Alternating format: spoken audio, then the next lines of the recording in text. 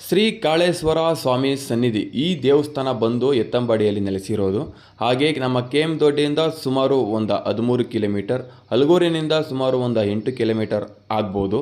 ಹಾಗೆ ಈ ದೇವಸ್ಥಾನದ ವಿಶೇಷ ಏನಪ್ಪ ಅಂತಂದರೆ, ಗಾಳಿ ಸಂಖ್ಯೆ ಬೀದಿ ಸಂಖ್ಯೆ ಬಂದಿರೋರು ಈ ದೇವಸ್ಥಾನಕ್ಕೆ ಬಂದು ಪೂಜೆ ಮಾಡಿಸಿ ಒಂದು 2 ದಿವಸ ತಂಗಿದ್ದು ಹೋದರೆ ಖಂಡಿತವಾಗ್ಲೂ ಒಳ್ಳೆಯದಾಗುತ್ತೆ. ಹಾಗೆ ನಿಮ್ಮ ಮನಸ್ಸಲ್ಲಿ ಏನೇ ಅಂದ್ಕೊಂಡು ನೀವು ಹೂ ಕೇಳಿದ್ರೆ ಭಗವಂತ ನಿಜವಾಗ್ಲೂ ಅದು ನೆರವೇರುತ್ತೆ ಅಂತಂದರೆ ಹೂ ಕೊಡುತ್ತೆ. ಹಾಗೆ ಈ ದೇವಸ್ಥಾನ ಸ್ಥಾಪನೆ ಆಗಿರೋದು 1969ರಲ್ಲಿ. ಅದಕ್ಕಿಂತ ಹಿಂದೆಯೇ ಚೋಳರ ಕಾಲದಲ್ಲಿ ಈ ದೇವಸ್ಥಾನ ಇಲ್ಲೇ ನೆಲೆಗೊಂಡಿತ್ತು. ಬಟ್ ಇಲ್ಲಿನ ಜನಗಳಿಗೆ ಗೊತ್ತಾಗಿದ್ದು 1969ರಲ್ಲಿ. ಇಲ್ಲಿ ನೆಲ್ಗೊಂಡ್ಬೇಕಾದ್ರೆ ಕೆಂಪೇಗೌಡ ಅವರ ಹಟ್ಟಿಗೆ ಬಂದು ಅವರ ಯಜಮಾನ್ರ ಹಟ್ಟಿಗೆ ದನ ಮೇಯ್ಸಕ್ ಸೇರ್ಕೊಂಡಿದ್ದ. ಒಳಿಂದ ಆಚೆಗೆ ದನ ಹೊಡ್ಕೊಯ್ತಿದ್ರು. ಹೊಡ್ಕೊಯ್ತಾ ಇದ್ದ ಎಲ್ಲ ದನಗಳೆಲ್ಲ ಬೆಳೆ ಲಾಸ್ ಆಯ್ತವೆ ಅಂದ್ಬಿಟ್ಟು ಅವರು ಒಂದ್ ದಿವಸ 2 ದಿವಸ ನೋಡಿದ್ರು, ಒಂದ್ 5-6 ದಿವಸ ನೋಡಿದ್ರು, 8 ದಿವಸ ನೋಡಿದ್ರು. ಅವನ ಇದ್ ಮಾಡ್ಬೇಕಲ್ಲ ಅವನ ಅಂದ್ಬಿಟ್ಟು ಇದ್ ಮಾಡಿದ್ರು. ಅಷ್ಟೊತ್ತಿಗೆ ಹೊನ್ನಮ್ಮ ಬೆಸ್ತ್ರವ್ರು ಒಬ್ಬ ಅಮ್ಮನ ಜೊತೆಲಿ ಎಲೆ ಮಾರಕ್ ಬತ್ತಿದ್ರು ಹೇಳಿ. ಎಲೆ ಮಾರಕ್ ಬತ್ತ ಕಾಳಪ್ಪ ಇಷ್ಟಪಡ್ತೆ. ಆಮೇಲೆ ಅವನ ಹೊಡೆದ್ಬಿಟ್ರು ಒಳಿಂದಾಚೆ ಗನ್ನೆಲಿ ಹೊಡೆದ್ಬಿಟ್ಲೆ.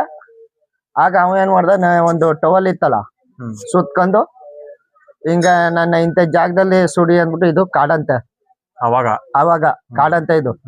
ಆಗ ಇದ್ ಕಟ್ಕೊಂಡು ಬಟ್ಟೆನ ನಡ್ಗಟ್ ಕಟ್ಕೊಂಡು, ಆಗ ಅವ್ರು ಹಟ್ಟಿಲಿದ್ನಲ್ಲ ಯಜಮಾನ್ರು, ಆ ಕಳಪ್ಪನ ಇದ್ ಮಾಡ್ಕೊಂಡಿದ್ದವ್ರು, ಆಗ ಅವ್ರ ಹಟ್ಟಿಗೆ ಬಂದು ನನ್ನ ಇಂಥ ಅಗ್ನಿಗೊಂಡದಲ್ಲಿ ಸುಡಿ ಇಂಥ ಜಾಗದಲ್ಲಿ ಅಂದ್ಬಿಟ್ಟು ಅವ ಯಜಮಾನನ್ಗೆ ಹೇಳ್ಬಿಟ್ಟು ಸತ್ತೋದ್ನಂತೆ.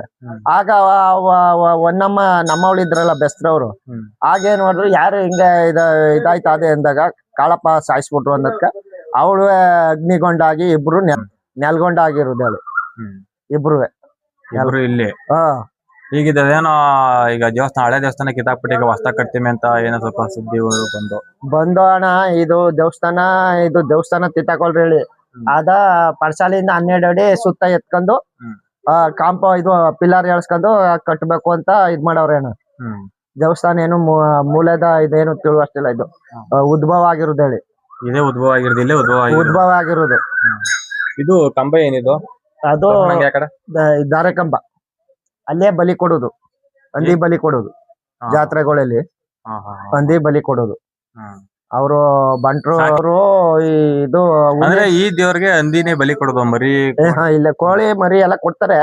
ಹಂದಿನೇ ಇದು. ಅವರು ಆರಕ್ ಕೇಳಿದ್ರಲ್ಲ, ಹುಲಿಗಳು ಆರಕ್ ಕೇಳ್ದಾಗ ಮನ್ಸನ ಆರಕ್ ಕೇಳಿದ್ರಂತೆ. ಅವರು ಯಾರು ಕೇಳಿದ್ರು? ಯಜಮಾನ್. ಈಗ ಮಾಮೂಲಿ ಅವರು ಹುಲಿಗಳು.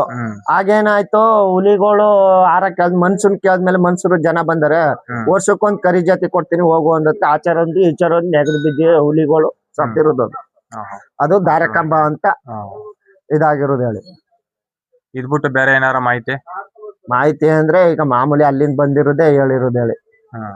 ಆ ಕಾಳಪ್ಪ ಬಂದು ಕೆಂಪೇಗೌಡ ರೊಟ್ಟಿಗೆ ಸೇರಿ ದನ ಮೇಯ್ಸ್ಕೊಂಡು ನಮ್ಮ ಬೆಸ್ತ್ರ ಹುಡ್ಗಿಯ ಇಷ್ಟಪಟ್ಟು ಇದ್ ಮಾಡಿ ಇಬ್ರು ನೆಲ್ಗೊಂಡು ಅಗ್ನಿಗೊಂಡಲ್ಲಿ ಸತ್ತು ಇದಾಗಿರೋದು ಹೇಳಿ. ಅಂದ್ರೆ ಹಿಂದೆ ಬೇರೆ ಅವ್ರು ಬೇರೆ ಇವ್ರು ಬೇರೆ ಅಂತ ಲಿಂಗಾಯತರವನು ಕಳಪ, ಅವರು ಬೆಸ್ತ್ರ. ಅದಕ್ಕೆ ಬೆಸ್ತ್ರ ಕೈಲಿ ಪೂಜೆ ಮಾಡಿಸ್ಬೇಕು ನಮ್ ಜನ ಕೈಲಿ ಅಂದ್ಬಿಟ್ಟು ಅವಳು ಭಾಷೆ ತಕೊಂಡು ನಾವು ಈಗ ಮಾಡ್ತಾ ಇರೋದು. ಗಂಗೆ ಮಾತಾ ಅವ್ರಿಗೆ ಸಿಹಿ.